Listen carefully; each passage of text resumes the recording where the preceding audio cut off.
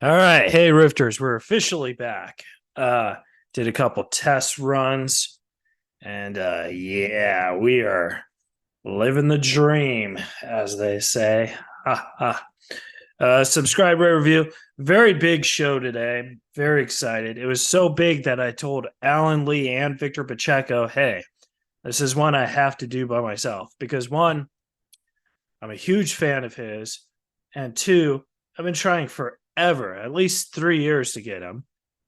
Three, I've been harassing the Rifters by doing the cameo sensation.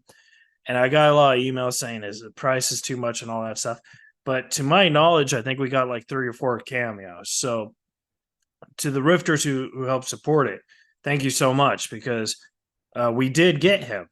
And we also got him through help of our good friend Geoffrey Blake, who may or may not come in to say regulators and say hello. But this is very important to me. A very big fan of this guy. And I grew up watching him, and you guys are gonna love him. You've seen him in My Best Friend's Wedding, The Wedding Date, Friends, Must Love Dogs. He's in a beautiful movie called Griffin and Phoenix, which I'm not sure a lot of people have seen, but you got to see this one. It was just amazing.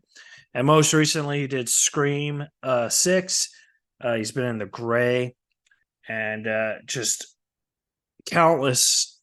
I could read his whole resume, and it'll just blow you away because he was also in Young Guns and career opportunities, and big fan of his. And I don't know, something inside me said, "Hey, I gotta talk to this guy because I don't know. I think we'll click and stuff." And so today is really a good moment for me. It's like a win for me when something like this happens because I love everyone I ever interview. Don't get me wrong, but when it's someone that I consider a hero and someone whose work has actually really affected my life in a very positive way, it really puts more cream on the cake, or I don't think people put cream on the cake, more frosting on the cake. Yeah, that's it. So yeah, this is very important to me. Dermot Mulroney will be here via Zoom. You guys are gonna love him. I'm gonna love him. And if you like the show, subscribe, rate, review, tell a friend. We are trying to get more reviews on the Apple Podcast, and that really does help us get more guests. So if you could support us by doing that, it takes 1 minute. Just let us know what you think. Honest feedback. Even if it's a 1 star and you don't like the show, it still helps me learn, and it still helps me try and figure this out. And the thing about podcasting, much like stand up, is uh there's so many avenues that you could get better at. And that's what I'm trying to do. I'm just trying to really put out great funny conversations for you guys. Not necessarily funny, more interesting. I think interesting is a thing I aim for first, then funny. And just interviews that will help your life the way they've helped mine. So that's the goal, at least I'm trying to do. So I hope you guys do like it, and I really do hope you guys take a moment to subscribe, rate, review, and tell me how we're doing and all that. Enjoy Dermot Mulroney. I know I will. And get to wherever you're going. If you're listening on the car or on a train or whatever, get there safe and enjoy. All right.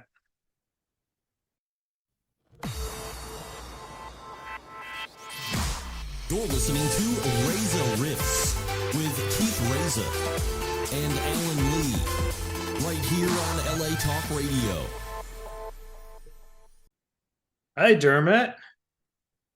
Hey, How are Keith you? Russell, how are you? Doing good. Thank you so much for doing this. I appreciate it.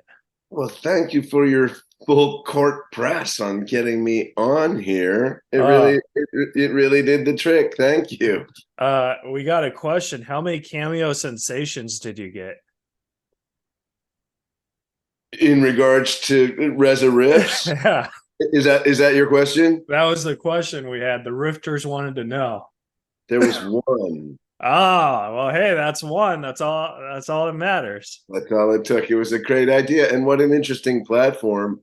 Um, yeah, maybe I'm learning as I go, but apparently, like you can see whatever you want Yeah. of those private messages. So maybe I toned down how. Yeah, Oh, yeah. yeah. I don't know, but like, it worked with Christy Swanson, but I got a lot of messages because like you were like 150 and she was only 30. I was like, we probably won't get as much, but I really, I bounced the price around. I don't know. I try to yeah, and when I get busy anyhow. But I'm glad to hear from you, man. oh, well, thank you. I wanted to, I'll probably jump back and forth, but I wanted to let you know that, I'm sure as an actor, you don't get thanked a lot for movies that really touch people, especially if people have a hard time of finding this movie. But you did a movie called Griffin and Phoenix, and I wanted you to know, thank you so much for doing that, because that was a movie that I lost my best friend to cancer, and that movie was more about love overall, and made me forget about the bad times that we had and just remember the good times. So I want to say thank you so much for doing that. Thank you so much for bringing up Griffin and Phoenix. That movie means so much to me personally. Even at that time, um, I had just lost a very close friend, someone that I even lived with for a while. Eileen Getz, an amazing actor. She was, I'd known since college.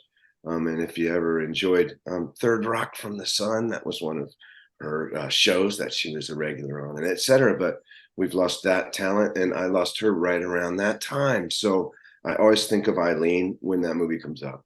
Yeah. So thank you. I really felt like that performance. I had her so much in mind. And I know that movie means a great deal to people, especially those who have had similar experiences. So here's to you, man. I Yeah. appreciate you bringing that in. Well, thank you for doing it. And, thank you for being Geoffrey Blake's friend. I really appreciate that. Yeah, we really did remain friends throughout. It got a little thin there when, what would it be? You're still leaving messages on your friend's answering machine. So then there was like a tech. Oh, we got overwhelmed, and then they came up with cell phones. But then even then, it takes a little while for Yeah. it's like us to figure out that so we never weren't friends, but now we can really communicate better in that way and have completely refriended in a really deep way because of our experience. Originally, when we met was on the film Young Guns, of course. So Which is one of the best movies of all time. I hear you, man. And you were Dirty Steve.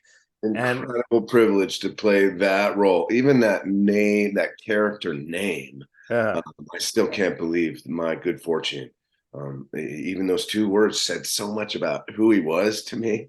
I was now over time, as that movie continues to prove itself, I'm so amazed at my good fortune and that I was in the right place to get that role and to pull it off that way.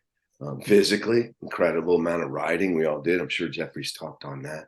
Yeah. But then too, just character work as an actor, to be given that part that young gave me a lot of confidence over the years that it went well. So beautifully written by John Fusco, of course, those lines. Now, is this true? Because I heard this was a rumor. I don't know if this is true, but I heard that Young Guns 2 got green lighted and they were just about to kill you. And then they're like, everybody, we got a sequel. We still got to kill Dermot. Yeah, that is my recollection. And I think I'm the only one that remembers it that way. So does that make it less less verifiable? I don't know, maybe, but that's how it felt. I'm pretty sure that I've told this story a little bit now, Yeah. and it's seeped through. Now I'm being asked about the story, but yeah, that's what happened. I believe I looked over and I saw three happy young guns. Yeah. Emilio and Kiefer are like, yeah, we survived. Yeah. Lou, they were dancing. And that's why they're like putting the electric wires up my suit for the squib explosions, for the blood hits. Yeah. So this is a real question, but it's like a joke question, I guess. Do you know how many times you spat in Young Guns?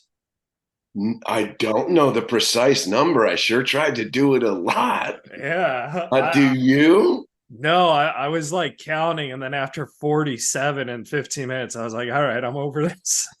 For real?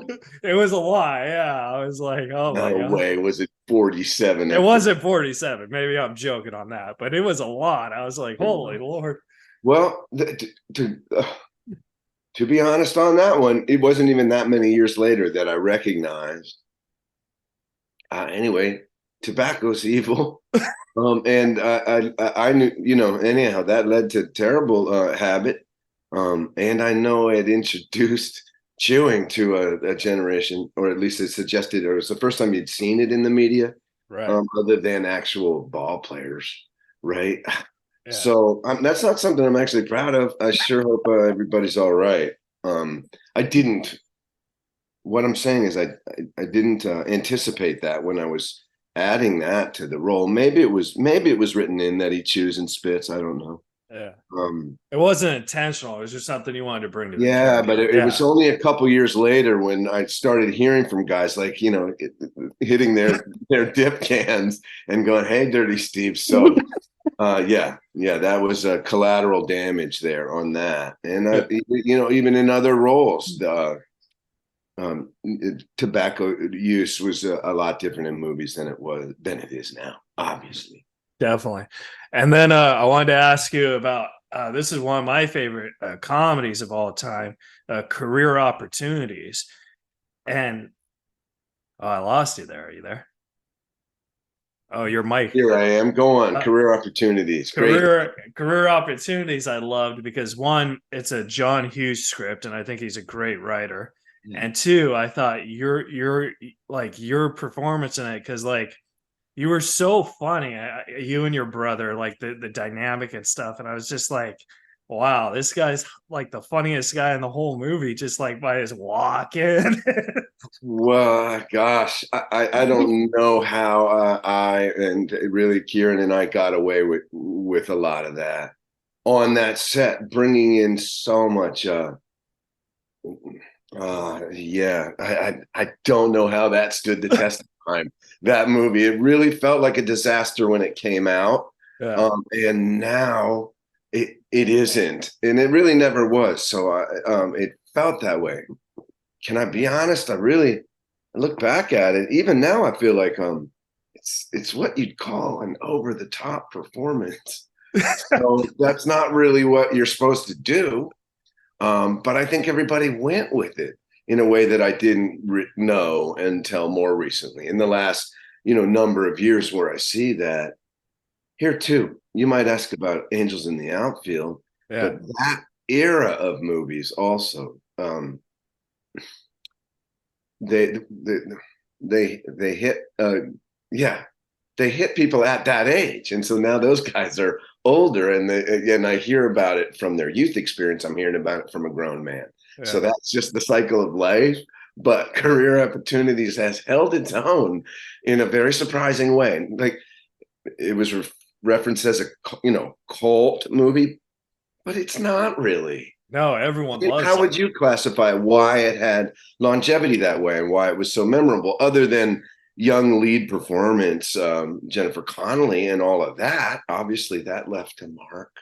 Well, the way I look at movies that leave marks is if you could watch it as a kid and then watch it as a teenager, then watch it as an adult and still enjoy it, still find the jokes funny, and you're not sick of it. Yeah. Like that's, I think it's one of What the a best. great way to classify movies. Yeah, I've seen a couple.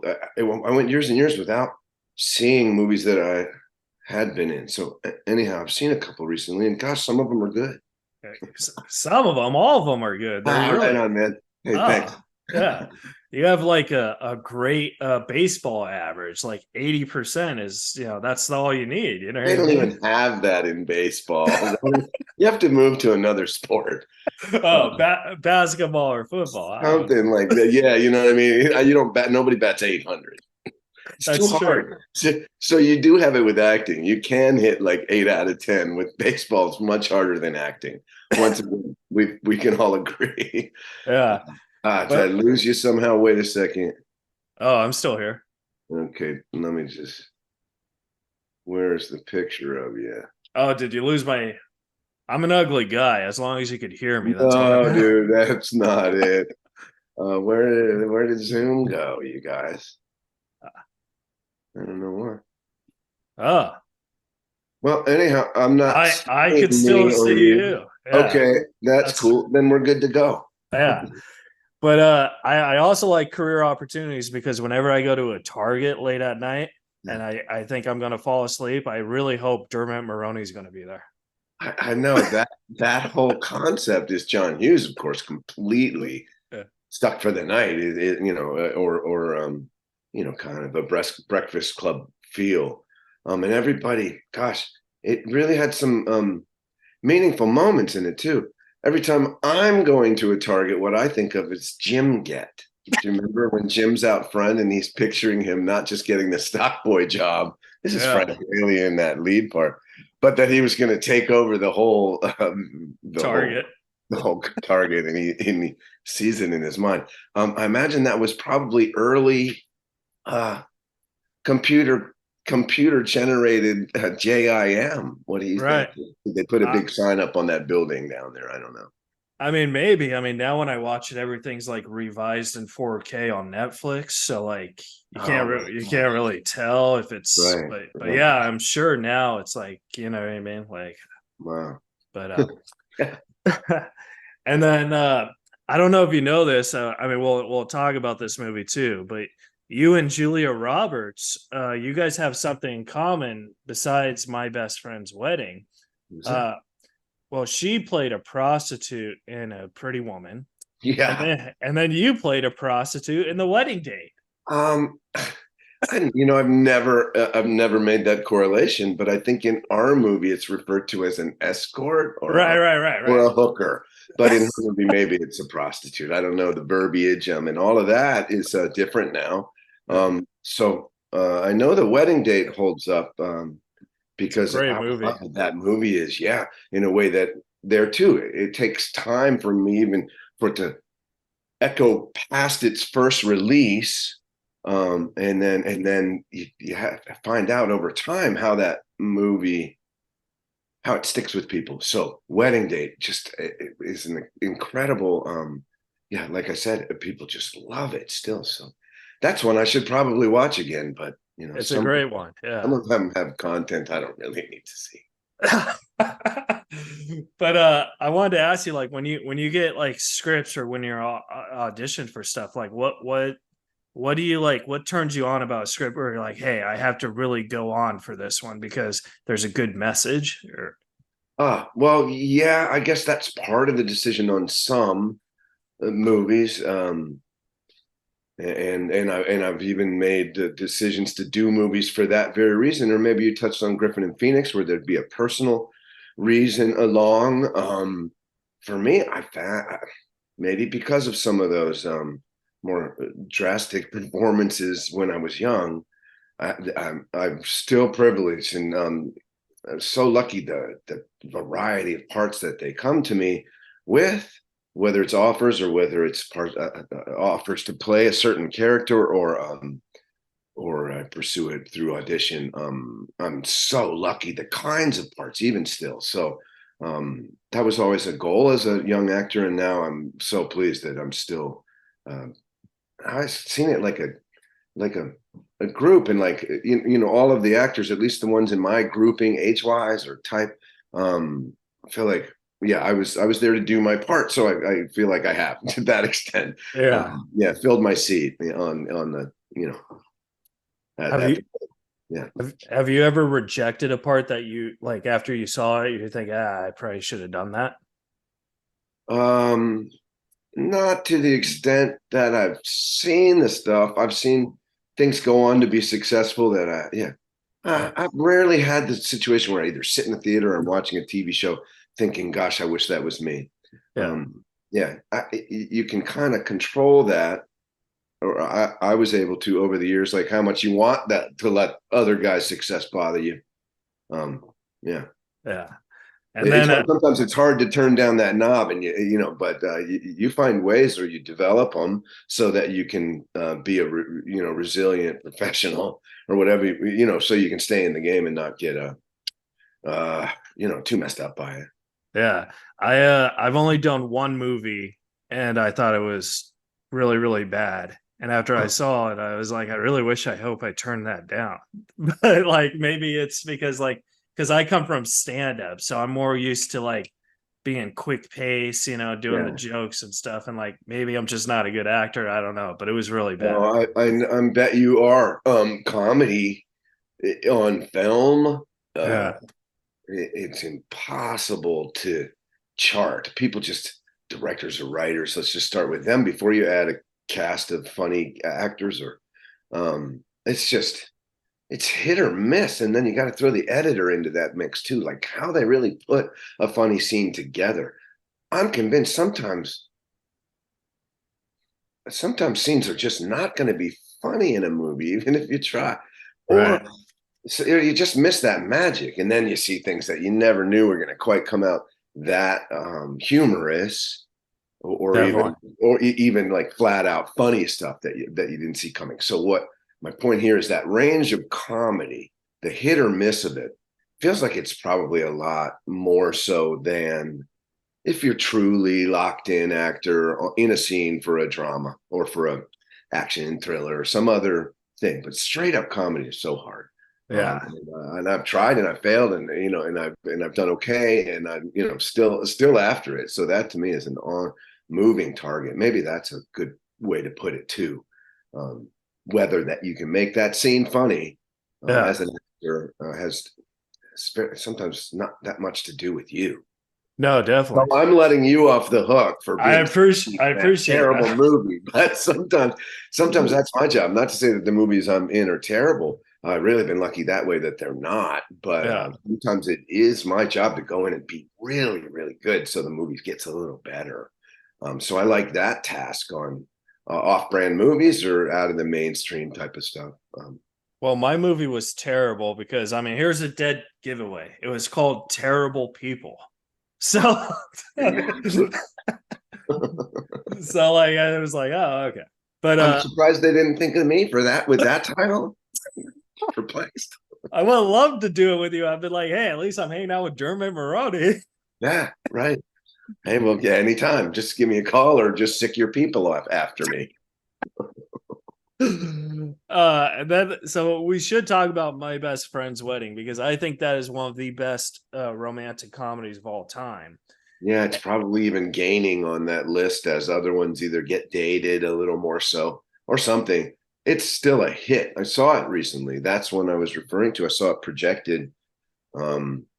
In fact, Will Gluck is one of those hit comedy directors who was working on Anyone But You. That's the release coming up right now in December. Oh yeah, 23. I think it's on the 22nd, if that's the Friday, right before the holidays. So enjoy it's that. gonna be a big Christmas movie too. Big So Christmas rom-com wedding movie, R-rated movie, unlike Best Friend's Wedding in that regard. But Will projected that movie at the Sony screening room in Sydney, Australia, and we had the whole cast watched it together. So that trying to make before we started shooting Anyone But You. So I know other people have told that story, but I credit Will for showing us that. And for me, it was a defining moment, as much as that movie being in it was a life-changing experience. To add it up to that, where even other people are trying to link on to that style of movie or that feel of films from that era. how awkward is it when you're watching a movie of yourself, and then like, for Anyone But You, and then everyone says, hey, you were in that, and you're like, yeah. Awkward isn't the term. I didn't feel awkward at all. I felt deeply moved. I was brought to tears a couple of times, astounded at how some of the scenes are really they're much deeper than I recall. And I guess even over the years, I admit to some reservations about how I saw myself in that movie, they all were finally all dispelled by seeing it with other actors, younger Yeah. actors. You were fantastic in that. Then we just really talked about it and talked about how important it was. Meaning in that screening rooms, Sydney, Glenn Powell, Michelle Hurd, Gata, everybody that makes up this incredibly beautiful, diverse cast, we had like a powwow about it. It was really an amazing night. So I thank Will for that. And for Oh, that's me in awesome. that movie and another rom-com wedding movie. So I hope everyone enjoys that when you see it around the holidays. I'm definitely gonna see it because you're one of my favorites. Yeah, and they're super tight to release, so even I haven't seen it, which is to say, discussion earlier about how a funny scene uh, gets cut together and all that. I know this is a made hit, so that this is how it's done. I worked with Peter Bogdanovich on the thing called Love, as I'm sure you know, but Yeah. he literally said if the grips are laughing and everyone on the set thinks it's funny, he said take off 30% of that. Yeah, That's what definitely. the editor gets, and then he has to either get it back or it's only about half as funny as you thought it was. That's what he even thought. Peter, who had done incredible farce comedies and What's Up Doc and all that, so someone who really knew and knew film better than anyone from that century. So I Yeah. miss him. So one of the best things about my best friend's wedding is when Cameron Diaz is running and you're chasing her, you're in a suit, right? And she's in sandals. And I just thought that was hilarious because she's like And she's outpacing me. yeah, That's how Cameron's built, a full on athlete, and you can even see it the way she yeah. moves. She's And just Julia running too, a to be mile. honest. And then of course the joke is uh, she's from New York. Susan Sullivan landed that, and that was cut beautifully, and probably because it played in wide, and you see one go by, and then the other, and then the other, and then they cut to the tea table. Yeah. Um, yeah, So that's how it's done. how cool was it that EM at Walsh was your dad in that? Like that was have been like, oh my God. That was, oh my God, and maybe he was even added to the cast, or I wasn't aware of it until closer to starting. So I actually remember rewatching Blood Simple. Probably was that. Are we still on VHS? Yeah. 95, 6 when we were shooting this. I don't know. But when I heard that. And Emmett's an incredible, there's no way to describe his impact on films through those decades. And gosh, he was his own, yeah, he's incredible. He'll go underappreciated in his career. So let's just state that for what it's worth. It's too bad. Yeah. But at the time, this is before internet. Really, you got to picture it, guys. He was so recognizable, but nobody knew what movie he was from. So he would come Exactly. to Yeah. the film set. Has anybody ever told you this? He'd have his suit and then he'd fold his resume lengthwise so that it would fit in the breast pocket of his suit. So when someone said, "Hey, are you an actor?" and he said, "Yes, I am." "What are you from?" He would give them his resume and a $2 bill. Oh my God. He That was pulled a that. Thomas Jefferson. Yeah, yeah, that was his move at the Huh? time. I hope he's still doing it. Yeah, That's a yeah, great move. I'm gonna steal that a if I ever really get good famous. move. Really good move. So, and I'll always have him to thank because I guess it's not called a nomination, but he put me up to be in the academy after we worked together. So that's an incredibly generous thing and a vote of Oh, confidence from a veteran actor. So I'll always be deeply grateful to him for that. that's awesome. Yeah, amazing. And then I have two more best friends wedding questions. I apologize. But Sure, no problem. I noticed in the singing scene when everyone's like, say a little prayer, you're the only one who doesn't sing. So I was wondering, is that because you didn't know the lyrics or because you're like, I gotta be stand out here? I don't know. No, you'll see also that Jules doesn't sing. Yeah. That was how it was written. So what you're looking for after all the waving crab claws and the awe that you felt when you were watching this song unfold couple layers down, I think you were supposed to notice that these two were like fish out of water, and that they had their friendship. And are you really sure this is the kind of family you want to marry into? And Right. even your dad's falling for it. So, I mean, that's, I'm not telling you what you don't already know, but that's probably why Ron Bass, that writer, had us excluded from that. But what it did really for me was, so mostly they pre-record in filmmaking. So all of those actors, 6, 8 of them, all had been in a recording studio together, with Rupert in the lead and all the others falling in behind, and Emmett included, and Rachel Griffiths, and incredible. But I wasn't there. I wasn't on the call sheet for the recording because in the script I don't sing, so neither was Julia. So really, the first time I ever heard it was on that set. They all knew the words, so they're like magically singing this just like it really happened. So that was a true moment because I wasn't in the loop on the pre-recording of that song. So I knew it was just written in the script. They burst in to say a little prayer for me, and that's like the end of it in the script. And then PJ invented this whole thing that literally came as news to me on the day of shooting. Yeah, definitely. That's probably why you're so shocked and surprised. And it's so funny, Keith, because I see that scene, and what I see is an actor who's trying to closely reproduce the moment that I felt in the morning when I first saw this happen. So I was literally trying to do acting exercises like, what did it feel like the first time you heard it this morning? Right, because it took them all day to come around to shoot the coverage of the people who weren't singing, acting. It was, but I actually had the moment where I really heard it for the first time. It was just a few hours before. So what I see on film is me in the process of doing all those steps to recreate the muscle memory of the moment and the feeling that it created, so that it would look like I was surprised. But when we shot it, I've been hearing the song all day. Yeah. I think you know what I mean, though. So I was trying to recreate it. So that's what I see when I see it. I get that. Now, which I wouldn't have had that. I wouldn't see it that way if that hadn't happened on that day that I saw them sing it for that first time. Explain. I hope I got that across. That's awesome, though. I also feel like that's one of those movies where I think I've heard you say about before how like you'd be down to do a sequel, and it's also one of those perfect movies where maybe it doesn't even need a sequel. Yeah, no, that ship has sailed. Yeah.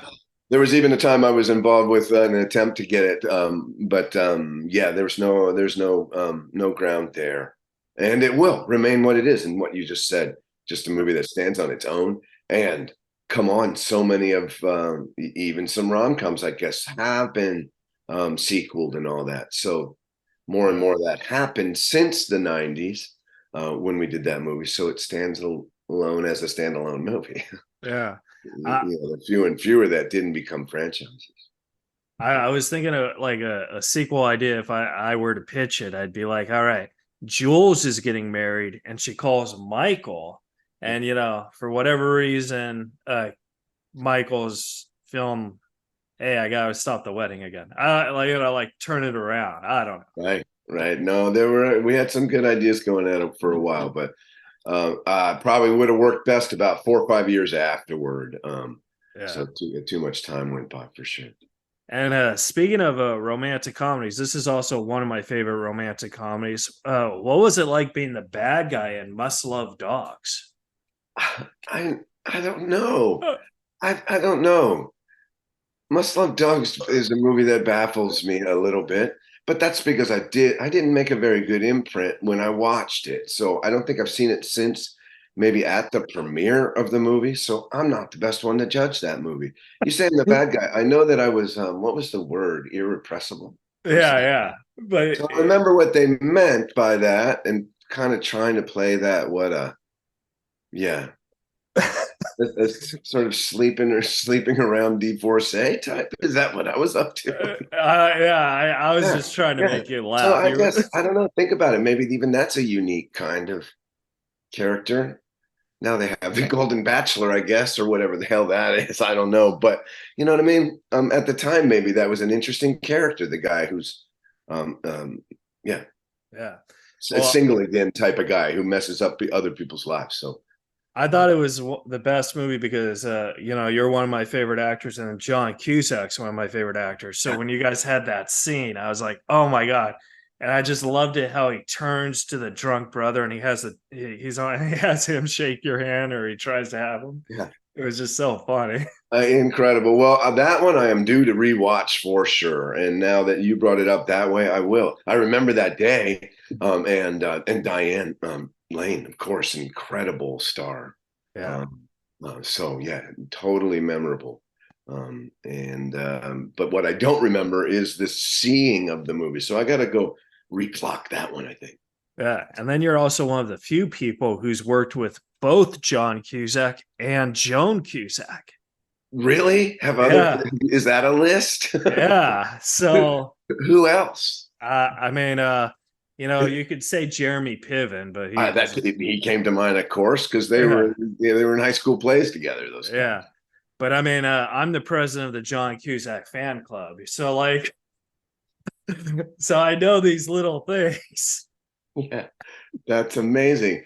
Well, I worked with Joan on Christmas Train Yeah, as well as Shameless, but I don't think I overlapped with Joni on Shameless. She finished end of season 4, and I started the next storyline, season 5.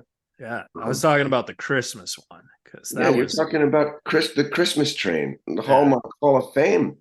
Yeah, I like It's Hallmark not just a movies. regular Hallmark movie; it's a Hall of Fame. So. Yeah, Hallmark movies are actually really touching. I really like them. Like, that one was really wonderful, and remains so. I think people watch it every year. It's amazing. yeah, Kimberly Williams Paisley and I were the couple, and Danny Glover and Johnny yeah, Cusack. So it was just a phenomenal, brief experience. They shoot them really fast. Obviously, most of that one was contained to a train set. So in out, shoot the day, like quick paced event. Some wonderful time spent with Joan. So thanks for the and recall on that. Yeah. yeah. And this is something that I just found out. I didn't know about this, but I thought it was fascinating. You play the cello, which is a music.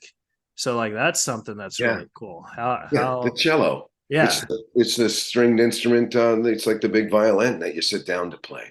So yeah, that's the other part of my life. It's branched into guitar and singing and all sorts of music since the days in high school, into college and beyond, where I was playing routinely, daily, as a top student level cellist. I retain that skill to today. Um, And then I'm practicing it. but so that's cool. Like, is that one of the things you do like when you're not working that also gives you peace? Like, Yes, very much so. I'm working on a band project right now, Jack Rabbit. It's a country band, like a country and western honky tonk band. That's with my brother Kieran, who was in Career Opportunities. So now we've got a country singing duo. We've been in 2 other bands over the years. Low and Sweet Orchestra in the 90s was epic. yeah. Look that up. Great music. We just lost that lead singer, Mike Mark. Rest in peace. Brilliant lead singer and frontman to that band. Bless his heart. And then Cranky George was in probably the late teens. So that's fun music too out there. This is straight up. Look for Jackrabbit. Probably take another month or 2 before we get anything out. So This is gonna be awesome. If you guys ever need a lyricist or whatever, one of my dreams has always been to write a country song. hey, we'll just make sure it rhymes every other line and send it our way.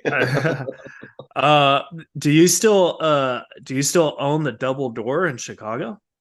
Double Door's defunct at the moment. It has rumblings of returning. It has a physical plant that they're working on, so there too. Stay tuned. And I think there's ways to keep up with Double Door. There's a little online community and even some podcasting going out around that establishment and that brand name. So that should be back. Yeah. Awesome. That's cool. because like whenever I And do stand in up, its heyday, it was the launching pad out of Chicago for really amazing acts that came into the heavy metal, but also emo acts coming out in the aughts and everything. Everyone came through the Double Door in yeah. Chicago. I've been to Chicago twice, and I always say, "Hey, look, I didn't know it was closed down," but I Yeah, always think now when I go to Chicago and reopens, because when you're a comic, after you do your sets, yeah, especially me, I like to try and find other venues to try and do a set. And I know it's music, but like I could be like, I have some musical comedy. yeah. Oh, I love that. Yeah, the building, they lost the building. It was intended to stay in that place forever. So that was when it met its demise, but it will rise again, I think. Awesome. Yeah. And then I wanted to ask you about the gray, which I think is I want to respect your time though. Are we good on time? Yeah, I got five, even a little more, and then that puts me right on time, Keith. I really appreciate it, man. Okay, yeah. Amazing. And I love your questions. I really I'm experiencing them deeply. Thank you for the memories, but also yeah, for just letting me roll on a little bit. Thanks. Okay, because I have three questions left. Lay it And on me, man. okay. So I wanted to talk about the gray for a second because I think the gray is a movie that I saw it in theaters and I feel because Liam Neeson got more famous with Taken, and then he was doing all these Taken type movies. Then he did Yeah. The Gray, and I feel like that was something that really didn't help the box office. I don't know because I don't know box office numbers, but I feel that that was a very touching, unique story, Yeah. and I Yeah. thought your character, uh, well, let's just say when you first lost your glasses, I knew you were fucked. Yeah. Right. Amazing shot that Joe Carnahan is really, well, I try not to use that word anymore, but really the great mind behind that film. And he brought not only gnarly action, but a soundscape that'll make your bones chill. Streitenfeld's score and poetry. And 35 degrees below zero with 60-mile-an-hour winds up at that plane wreck set in Smithers, British Columbia. So thanks a lot, Joe. Just describing it gives me a chill. But it's an incredible movie. Those who've seen it once know it, but I Yeah. think maybe you're asking how it kind of got missed or overshadowed by another genre. It jumps genres too. It's really a Yeah. movie, but And then I think of it I place it so highly in my estimation of films that I was in. oh, Yeah, nice. yeah, I love the scene when you're being eaten by wolves, not because you're dying, but yeah, because they do this foreshadowing where they bring in your daughter, yeah, and she's actually the wolf the whole time. And I yeah. thought that that was brilliant because And that when was written that way in the script. In other words, that wasn't enhanced later or anything. So there was, yeah, all of that's practical. And if who hasn't seen it, you'll probably enjoy the scene more when you see how they cut that together. Where I'm crossing that ravine, the glasses you mentioned go, but there's a shot that shows how deep it is. The glasses fall away from us, gives you that sensation of whatever you call that, vertigo. yeah, And then still he struggles and then swings and hits the tree and falls down. So some of that was controlled on cables with a real stuntman slamming into a really gnarly stunt. And then another shot from above. So then you cut to the experience of the guy dying from that fall and his dreamscape and the girl. And when the hair of the daughter becomes those wolves, that's when they cut back up and you see real wolves for one yeah. of the few times in that movie, and they're really tearing apart The a stunt dummy in a guys. meat suit, not me. I didn't see that shot until I saw it in the movie. It's incredible, but those are real wolves, and that is a dummy of me, and they're shredding it apart in like 4 different directions. It's really gnarly. So and Joe designed that whole thing beat by beat, sound by sound, the poetry that returns. It's incredible. One of the most complex moments I've had a character die in. Yeah. To the point where I considered calling my non-existent memoirs "Dummy in a Meat Suit," but we'll see. Oh, that would be awesome. Oh God. I can't wait to read that. I hope you Well, actually write one. That would I be don't great. know. I'll have to find the time and Yeah. the writing ability. Here's the last question for you. And this is a personal question where if you could go into, I asked this of all my guests, if you could go into a time machine and travel and talk to a young Dermot Mulroney, Yeah. and you could tell a younger version of stuff you know now, it could be from yesterday, it could be from when you were a kid.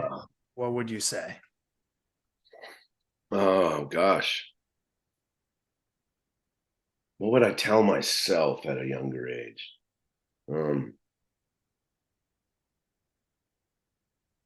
Well, I think anybody achieves more and more appreciation the longer you survive, especially in this crazy world. So yeah, if anything, just in some of my younger years, I looking back, I would have told myself to take I remember every moment. So now there's kind of a double whammy when I look back and I recognize that I wasn't valuing every moment. Yeah. I can remember not now in context, not appreciating it enough. So it's a simple one. Really, really appreciate what you have when you have it. Oh, I'm so glad you said that and you didn't say, hey, Dermot, do not do Keith Reza's podcast. Or didn't say, no, don't do that movie, My Best Friend's Wedding. It's corny as hell and they don't get together at the end. Past. I'm so glad I didn't say that too. Well, Dermot, where can the folks at home follow and support you? We know CAMEO. Thank you. I have an at Dermot Mulroney Instagram. That's it. So find me there, and couple of movie releases. I don't know when people will hear this, anyone but you. I mentioned on December 22nd, 23. On that same date is an incredible movie. It'd be indie. It's called Breakwater. Takes place in the South in North Carolina. It's a really dark, revenge-fueled jailbreak thriller. So I tried to find that one. I couldn't. No, it's not out yet. This is December 22nd. They get it in right before the end of the year, and it's an awesome, epic, dark movie. I'm really proud of that film. And also, right before that, the week before, on the 15th is Ruthless. So that's where the college coach, high school coach, goes to find one of his female students that was abducted. So break some bones in that one, Keith. I hope you like it.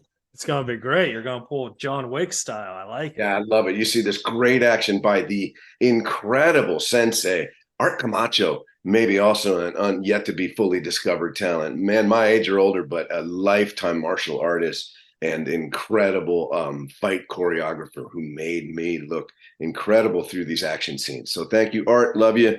See you on the next one soon.